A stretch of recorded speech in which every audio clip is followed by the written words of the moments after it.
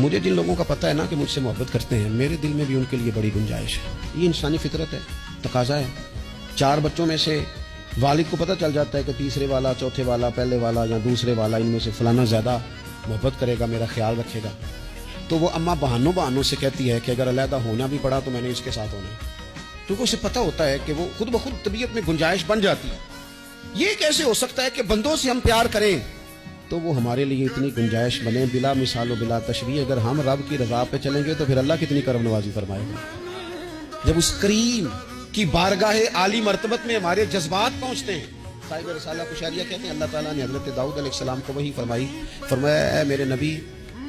جن لوگوں نے اپنے رب سے منہ پھیر لیا ہے نا، جو نافرمانی کرتے ہیں، مسجد نہیں آتے، حلال حرام کی پرواہ نہیں کرتے، کوئی خیر کا کام نہیں کرتے، فرمایا جنہوں نے مالک سے منہ پھیر لیا ہے نا، اگر انہیں پتہ چل جائے کہ اللہ کریم ان کی توبہ پہ کتنا راضی ہوگا، اگر انہیں پتہ چل جائے تو اس بات پر ہی ان کی جان نکل جائے. جو دور ہیں اس کی بارگاہ سے، اور پھر خود ہی فرمایا کریم رب نے